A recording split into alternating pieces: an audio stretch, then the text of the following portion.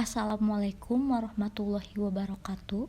Perkenalkan, nama saya Rina Trihandayani dari Sekolah Tinggi Teknologi Industri dan Farmasi Bogor. Di sini saya akan mempresentasikan mengenai produksi vaksin COVID-19 di Indonesia.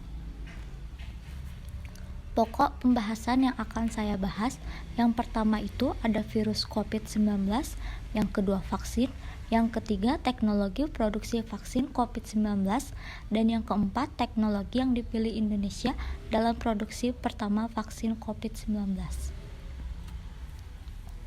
Virus COVID-19. Coronavirus merupakan jenis virus RNA dengan strain positif RNA. Virus ini bagian dari keluarga atau famili Coronaviridae. Struktur utamanya berupa adanya envelop atau bungkus serta genom RNA berukuran 31 KB, sehingga merupakan salah satu virus RNA dengan genom terbesar di dunia. Sebagai virus RNA, coronavirus menjalankan proses siklus replikasi seluruhnya di sitoplasma dari sel. Jadi tidak melalui proses masuknya genom ke inti sel atau tidak melalui proses perubahan terlebih dahulu genom menjadi DNA oleh reverse transkriptase. Sifat virus COVID-19. Yang pertama, virus corona sensitif dengan cuaca panas. Yang kedua, penyebaran corona tidak mengenal suhu. Yang ketiga, butuh inang. Dan yang keempat, dapat hidup di benda mati. Bentuk virus COVID-19. Bentuk virus corona menyerupai mahkota seperti namanya. Corona bahasa Latin yang artinya crown atau mahkota dalam bahasa Indonesia.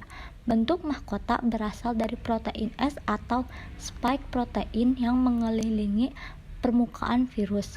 Protein S ini mirip anak panah atau paku yang menutupi permukaan virus corona.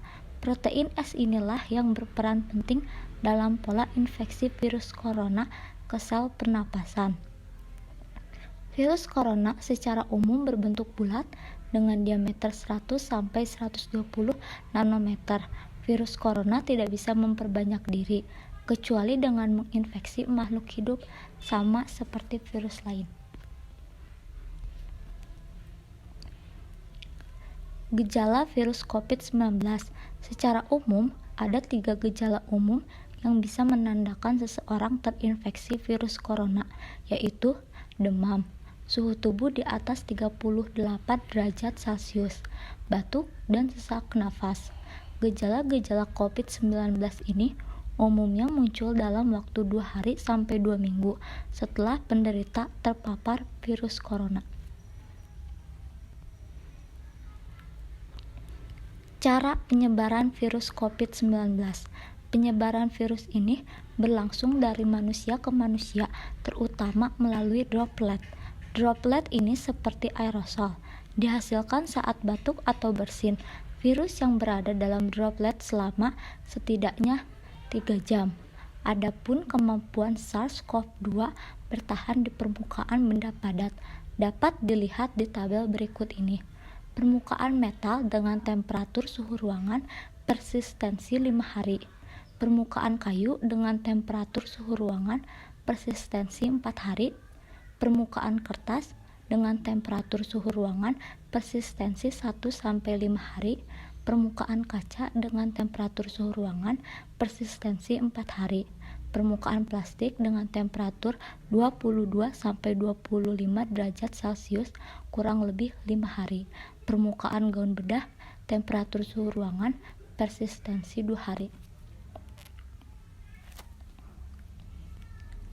Cara pencegahan virus COVID-19. Sering cuci tangan pakai sabun, gunakan masker bila batuk atau pilek, konsumsi gizi seimbang, perbanyak buah dan sayur, hati-hati kontak dengan hewan, rajin olahraga dan istirahat yang cukup, jangan mengkonsumsi daging yang tidak matang. Bila batuk, pilek, dan sesak nafas, segera ke fasilitas kesehatan. Vaksin. Pengertian vaksin di sini adalah bahan antigenik yang digunakan untuk menghasilkan kekebalan terhadap suatu penyakit. Pemberian vaksin dilakukan untuk mencegah atau mengurangi pengaruh infeksi penyebab penyakit-penyakit tertentu. Tujuan pemakaian vaksin. Vaksin diberikan dengan tujuan merangsang sistem kekebalan tubuh untuk memunculkan antibodi terhadap penyakit tersebut. Vaksin seringkali diberikan melalui suntikan, bukan sekadar melindungi seseorang dari sebuah penyakit. Pemberian vaksin juga dapat mencegah menyebarnya penyakit tersebut.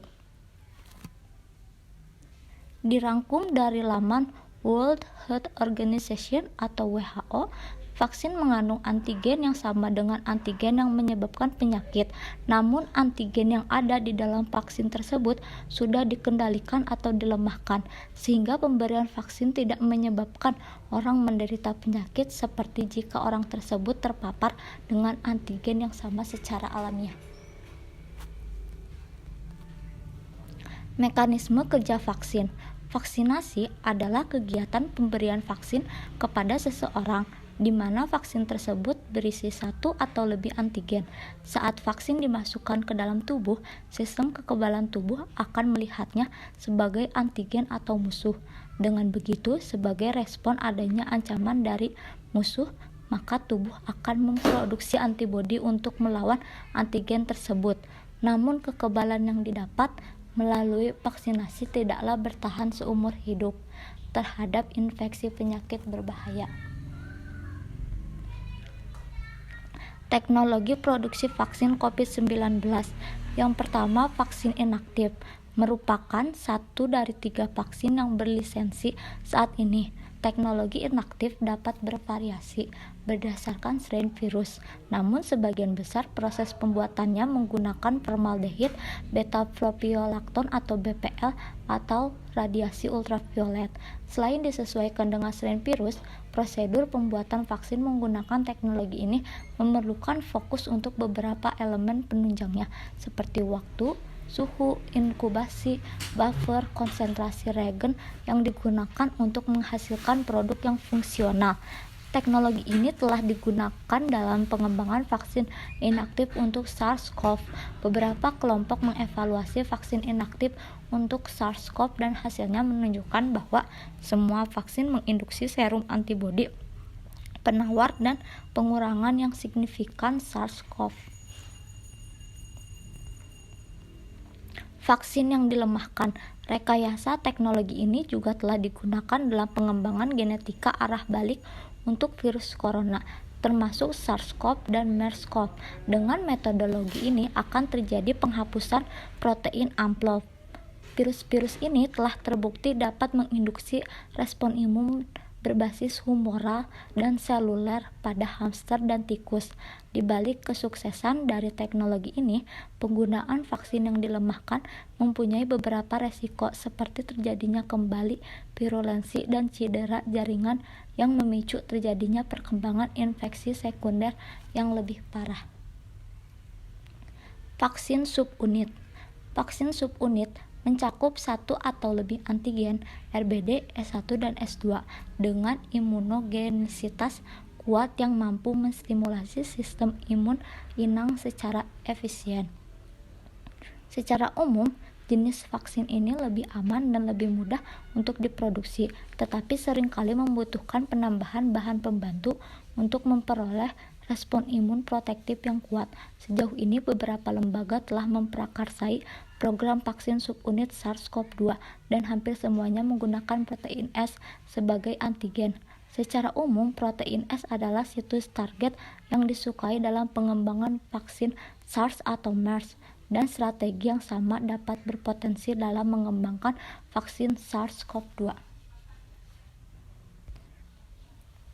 Yang keempat, ada vaksin berbasis vektor.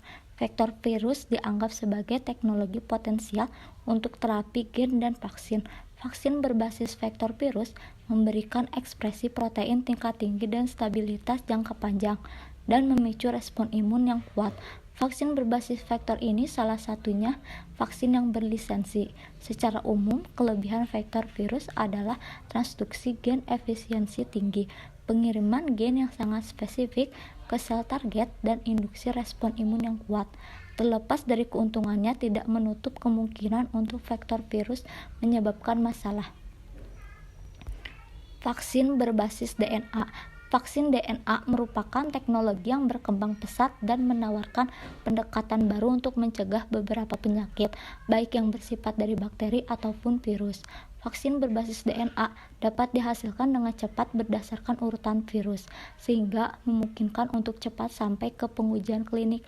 Keuntungan lainnya adalah respon imun terhadap vaksin dapat diarahkan untuk memperoleh respon imun humoral atau seluler, atau keduanya tanpa memerlukan vektor hidup atau teknik produksi biokimia yang kompleks.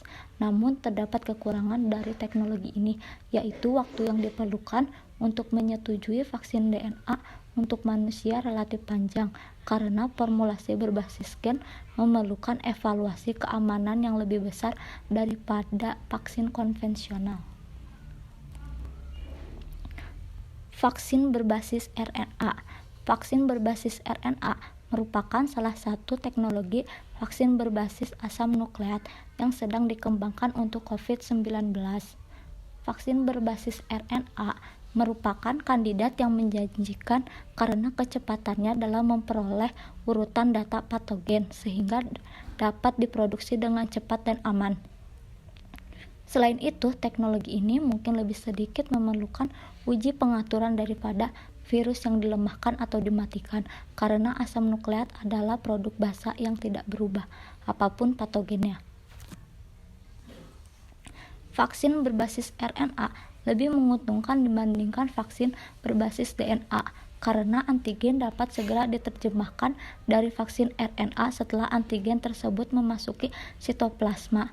Hal tersebut meningkatkan efisiensi transfeksi, sehingga perlu adanya efek pada imunogenisitas. Teknologi yang dipilih Indonesia dalam produksi pertama vaksin COVID-19 dan alasan pemilihan metodenya. Perusahaan pengembang vaksin asal Cina, Sinovac Biotech, dan perusahaan farmasi Indonesia yaitu Bio Farma telah mulai menjalankan transfer teknologi pembuatan vaksin COVID-19. Sinovac Biotech Ltd adalah perusahaan biofarmasi yang berbasis di Beijing, Cina.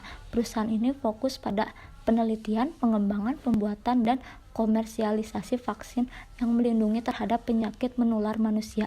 Disebutkan bahwa metode pengembangan vaksin yang dilakukan adalah metode inaktivasi. Jenis vaksin ini biasanya perlu beberapa dosis atau suntikan untuk mengembangkan antibodi atau kekebalan yang diinginkan. Selain vaksin kembangan Bio Farma dan Sinovac, beberapa kandidat vaksin COVID-19 yang dikembangkan oleh negara lain juga menggunakan metode inaktivasi. Salah satunya yakni kandidat andalan WHO, yaitu vaksin inactivated SARS-CoV-2 yang dikembangkan Wuhan Institute of Biological Products. Sekian presentasi dari saya, kurang lebihnya mohon maaf dan terima kasih.